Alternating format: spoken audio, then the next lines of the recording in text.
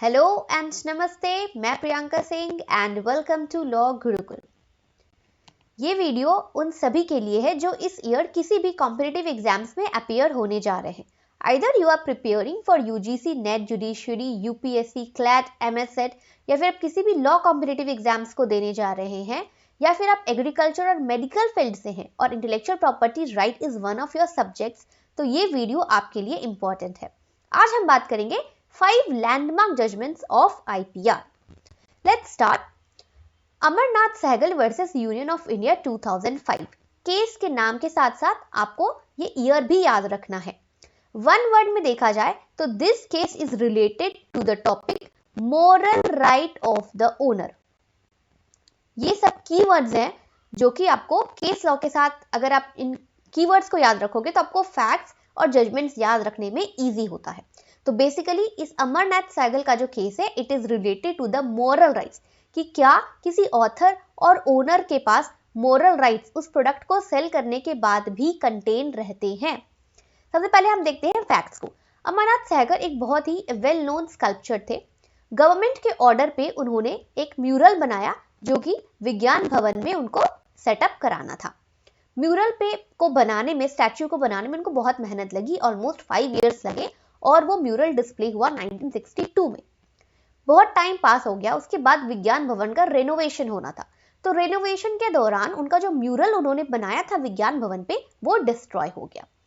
अब डिस्ट्रक्शन के बाद अमरनाथ सहगल ने गवर्नमेंट पर केस कर दिया कि वो म्यूरल से को डिस्ट्रॉय करने से पहले मुझे इंटीमेट नहीं किया गया, मुझे बताया नहीं गया, और इससे मेरे मोरल राइट्स इन्फ्रिंज हुए हैं।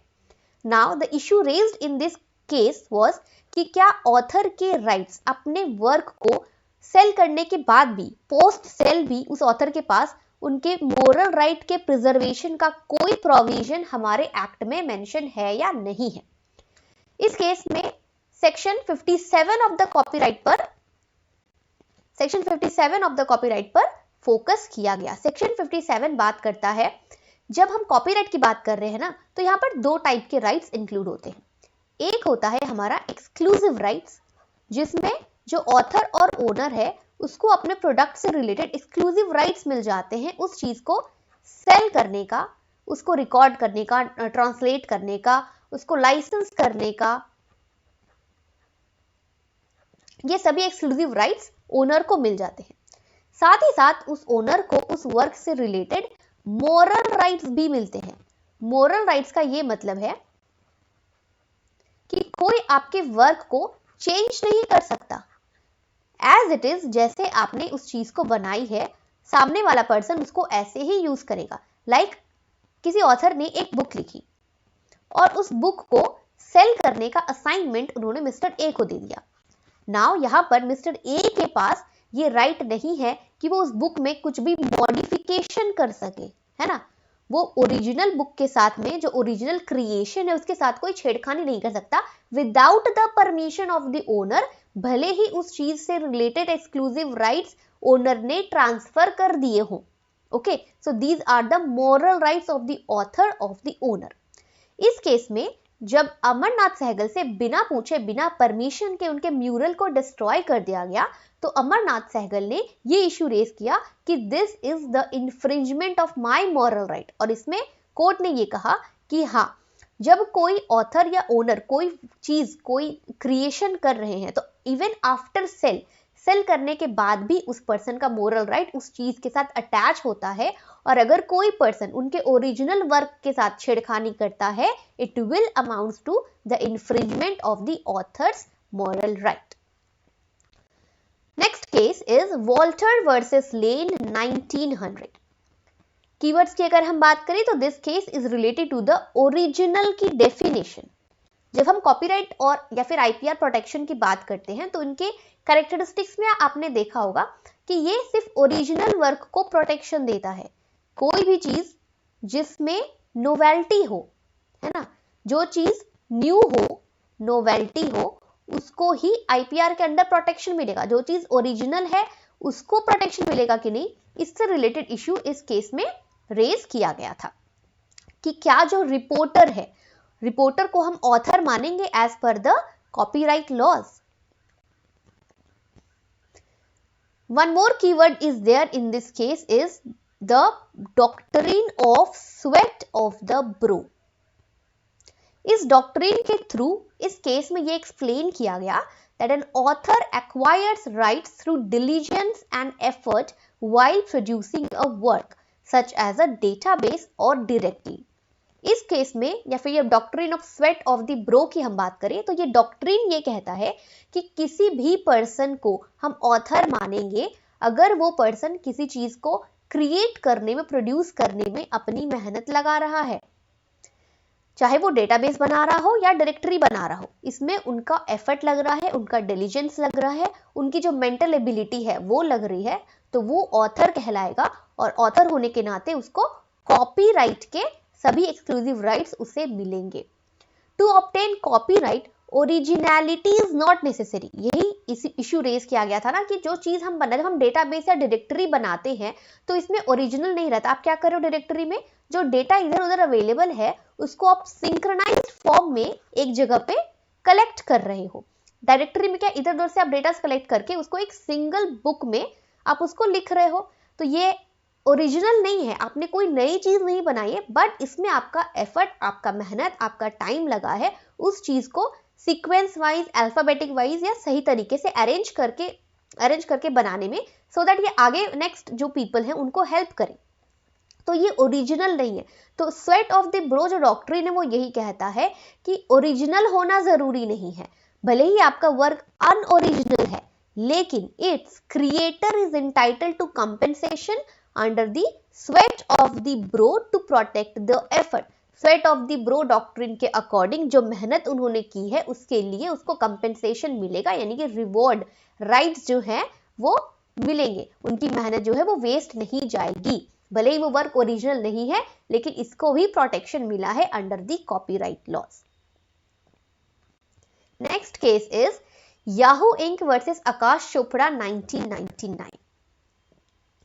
याहू इंक, उन्होंने अपना एक ट्रेडमार्क भी रजिस्टर करवाया था याहू के नाम से और उनका डोमेन नेम भी था yahoo.com। दोनों ही बहुत ही फेमस मार्क है और ग्लोबली पब्लिकली सभी इस नाम को जानते थे। एडिशनली याहू ने 1995 में अपने नाम से एक कंपनी भी रजिस्टर करवा ली जो कि 69 कंट्रीज में रजिस्टर्ड था उनका ट्रेडमार्क एक्सेप्ट इंडिया। इंडिया के अलावा 69 कंट्रीज में इन्होंने अपना ट्रेडमार्क याहू के नाम से रजिस्टर करवा लिया था। अब आकाश चोपड़ा, इन्होंने इंडिया में याहू इंडिया के नाम से स्टार्ट करा बिजनेस और वो भी सेम फील्ड ऑफ बिजनेस, यानी कि ऐसा नहीं है कि सिर्फ नाम सेम था, उनका जो बिजनेस का पर्पस था इंटरनेट सर्विस देने का, जो कि याहू इंक का जो काम था, उन्होंने सेम बिजनेस स्टार्ट किया विद द सेम नेम, बस उन्होंने इंक की जगह पे इसको याहू इंडिया कर दिया। इशू इस केस में ये रेज हुआ कि क्या जो डोमेन नेम है, डोमेन नेम भी इंटेलेक्चुअल प्रॉपर्टी राइट के अंडर प्रोटेक्टेड है। इस केस में ट्रेडमार्क एक्ट का सेक्शन 27(2) एंड सेक्शन 106 से रिलेटेड इश्यूज जो है, जो पासिंग ऑफ वाले इश्यूज है, इनको रेस किया गया, क्योंकि इंडिया में तो वो ट्रेडमार्क रजिस्टर्ड नहीं था, तो भले ही पासिंग ऑफ का प्रोविजन हमने पढ़ा है कि भले ही मार्क रजिस्टर्ड नहीं है, लेकिन अगर वो वेल नोन है और कोई दूसरा पर्सन उसी मार्क को यूज कर रहा है तो उसे हम इन्फ्रिंजमेंट की जगह पर पासिंग ऑफ के अंदर जो है केस फाइल कर सकते हैं। सो फाइनली इस केस में ये कंक्लूजन हुआ, न्यू टर्म इंट्रोड्यूस हुआ, that was cyber squatting. Again इस कीवर्ड को याद रखेंगे, Yahoo Inc versus Akash Arora, this case is a landmark case relating to the term cyber squatting. Cyber squatting का ये मतलब हुआ कि आप क्या कर रहे हो, ओरिजिनली किसी भी एस्टैब्लिश्ड कंपनी के नाम को कॉपी करके उसकी आइडेंटिटी को, उसकी गुडविल को आप यूज करके अपना बिजनेस जो है वो आप रन करना चाह रहे हो। It is your mala fide intention, है ना। किसी ऑलरेडी ने जो मेहनत से अपना नाम स्टैब्लिश कर लिया है मार्केट में और जस्ट वो नाम इंडिया में रजिस्टर्ड नहीं है एज अ ट्रेडमार्क, आप उसके नाम को यूज करके अपना बिजनेस जो है नहीं रेस कर सकते, पब्लिक को कंफ्यूज नहीं कर सकते। यही होता है हमारा साइबर स्क्वैटिंग। तो इस केस में दिल्ली हाई कोर्ट ने ये कहा कि डोमेन नेम को भी सेम प्रोटेक्शन मिलता है under the trademark laws. This is important because it depicts a central issue of intellectual property concerning passing off under Indian trademark law. The case also discussed the application of section 29 and 27. Section 29, 27 क्या कहता है यही कहता है कि अगर India में trademark registered नहीं है तो इन्फ्रिंजमेंट की जगह पर वो पासिंग ऑफ कहलाएगा और आप दूसरे की मेहनत का फल बेनिफिट जो है वो आप नहीं उठा सकते हो, ये साइबर स्क्वैटिंग कहलाएगा and it is not allowed as per the trademark laws. Next is the Coca-Cola Company versus Bisleri International Private Limited 2009. This case is a very famous case. इसमें कोका-कोला ने बिस्लरी से माजा प्रोडक्ट के जो भी rights थे उनको licence के through obtain कर लिया था। 2008 में बिस्लरी ने फिर क्या किया, भले ही उसने अपने राइट्स सभी राइट्स लाइसेंस के थ्रू माजा को कोका कोला को दे दिए थे, बट उसने क्या किया, बिस्लरी ने 2008 में माजा के नाम का ट्रेडमार्क रजिस्टर करवाने की कोशिश करी in the country of Turkey. इस केस में मेजरली दो इश्यूज रेज हुए कि क्या इसका जुरिसडिक्शन दिल्ली हाई कोर्ट बनता है, क्योंकि ये तो टर्की में रजिस्टर करवाने जा रहे थे अपने ट्रेडमार्क माजा को। Second issue was raised that is the plaintiff entitled to get permanent injunction and damages for the infringement of trademark and passing off। क्या बिस्लरी का माजा वर्ड ट्रेडमार्क को रजिस्टर कराना आउट ऑफ इंडिया दूसरे कंट्री में, भले उसने licence के through अपने राइट्स सेल कर दिए हो, है ना, अपने एक्सक्लूसिव राइट्स बिस्लरी ने माजा के जो भी एक्सक्लूसिव राइट्स थे वो बिस्लरी ने दे दिए थे कोका कोला को, कि फिर भी वो उस माजा वाले ट्रेडमार्क को टर्की में रजिस्टर करवाने जा रहे थे, तो क्या ये इन्फ्रिंजमेंट या फिर पासिंग ऑफ कहलाएगा। इस केस में सेक्शन 26 ऑफ द ट्रेडमार्क को फोकस किया गया। If the trademark owner has not renewed the trademark by the non payment of renewal fees, इसमें यह कहा गया कि अगर किसी पर्सन ने अपना ट्रेडमार्क रजिस्टर करवाया हुआ है लेकिन वो रिन्यूअल फीस नहीं दे रहे और काफी टाइम लैप्स हो गया है, 2 ईयर से ज्यादा लैप्स हो गया है और वो मार्क मार्केट में नोन नहीं है, वेल नोन ट्रेडमार्क नहीं है और लोग उस चीज को भूल गए, उस मार्क को भूल गए हैं, तब दूसरा पर्सन जो है वो उसी सेम ट्रेडमार्क को रजिस्टर करवा सकता है। अदरवाइज सेम मार्क को आप रजिस्टर नहीं करवा सकते, है ना, because it will create confusion in the public. लेकिन सेक्शन 26 कहता है कि अगर एक ट्रेडमार्क जो वो लैप्स हो गया है ड्यू टू एनी रीजन और काफी टाइम एक्सपायर हो गया उसको हुए और पब्लिक में कोई कंफ्यूजन क्रिएट नहीं हो सकती है, तो ऐसे में आप सेम ट्रेडमार्क रजिस्टर करवा सकते हो। इस केस में क्या हुआ कि कोर्ट ने कहा ये जो माजा से रिलेटेड लाइसेंस था वो कोका कोला को ट्रांसफर कर दिया गया था। अब कोका कोला के पास एक्सक्लूसिव राइट्स हो गए उस ट्रेडमार्क माजा को यूज करने का।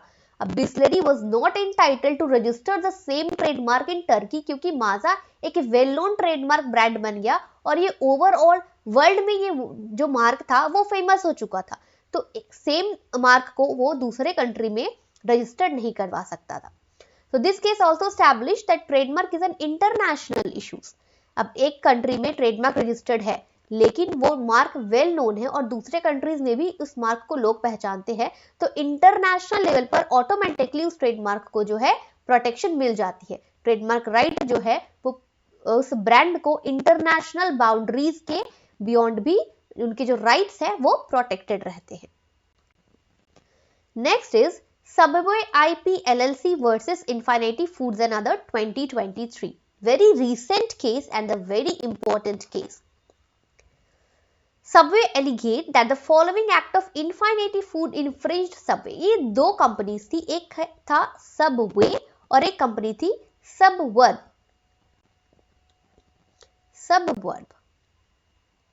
ओके, अब सबवे ने सबवर्ब पर केस कर दिया कि ये मेरे नाम से मिलता जुलता ट्रेडमार्क यूज कर रहे हैं और ये सेम कलर कॉम्बिनेशन आइडेंटिकल भी है, नाम भी, कलर कॉम्बिनेशन भी सेम यूज कर रहे हैं, साइन भी सेम यूज कर रहे हैं, आउटलेट डेकोर भी सेम यूज कर रहे हैं, मेन्यू कार्ड जो इन्होंने रखा है अपनी कंपनी में वो भी सेम रखा है जैसे सबवे का है, पेपर रैपिंग, स्टाफ का यूनिफॉर्म भी उन्होंने सबवे की कंपनी से मिलता जुलता ही रखा था। इन्फिनिटी फूड ने फिर इसमें ऑफर किया कि ठीक है, उसके बाद उन्होंने क्या किया कि अपना साइन चेंज कर लिया, जो कलर कॉम्बिनेशन सबवे का लोगो वगैरह था सबवर का वो भी उन्होंने चेंज कर लिया, कलर चेंज कर दिया, लोगो चेंज कर दिया और जो आउटलेट वगैरह थे उन्होंने सारा कुछ सबवे के कहने पर चेंज कर दिया। जो कलर कॉम्बिनेशन थे, जो टेक्स्ट उन्होंने कॉपी किया था, जो उन्होंने प्रोडक्ट का नाम रखा था मेन्यू कार्ड में, वो भी इन्होंने सेम रखा था। तो सबवे के कहने पर सबवर में अल्टीमेटली सब चीजों को चेंज कर दिया। लेकिन सबवे अभी भी सेटिस्फाइड नहीं हुआ, उन्होंने फिर भी इन्फ्रिंजमेंट का केस कर दिया कि जो सबवे और सबवर्ब नाम है ये दोनों एक दूसरे से मिलते जुलते हैं और जिससे पब्लिक में कंफ्यूजन क्रिएट हो सकती है। तो कोर्ट ने इसमें ये कहा कि सब is a publicity juris when used in eateries dealing with submarine sandwiches etc. सब एक ऐसा कॉमन वर्ड है जिसको हम कभी भी किसी भी दूसरे इटरीज में भी यूज कर सकते हैं। So it led that it would be unreasonable for the plaintiff to claim the proprietorship over all two syllable words. अब जब सबवे की हम बात कर रहे हैं तो it includes two words है ना, सबवे और इनका नाम था सब वर्ब। अब सबवे ने ये कहा कि ये मेरे फर्स्ट वर्ड को कॉपी कर रहा है जो कि मेरा ट्रेडमार्क इन्फ्रिंजमेंट होना चाहिए। बट इसमें कोर्ट ने ये कहा कि ये फोनेटिकली सिमिलर नहीं है, भले ही दोनों का फर्स्ट वर्ड सेम है लेकिन ऐसा भी नहीं कि फोनेटिकली सिमिलर है और ये पब्लिक में कंफ्यूजन क्रिएट कर सकती है। So it will not amounts to trademark infringement. Further court ने सेक्शन 17 पर भी फोकस करते हुए कहा that exclusive right to the use of the trademark is taken as a whole. In layperson's terms, section 17 prohibits dissenting a brand. अब keywords की अगर हम बात करें तो this case is related to dissenting, यानी कि ये जो नाम है, कंप्लीट नाम है सबवे, इसको हम डिसेंट यानी सेपरेट अलग अलग करके अलग अलग वर्ड्स पर आपको प्रोटेक्शन नहीं मिलेगा। जब आप किसी बिजनेस के नाम का ट्रेडमार्क रजिस्टर करा रहे हो तो उसको हम we will take it as a whole, उसको हम दो डिफरेंट वर्ड्स नहीं मानेंगे।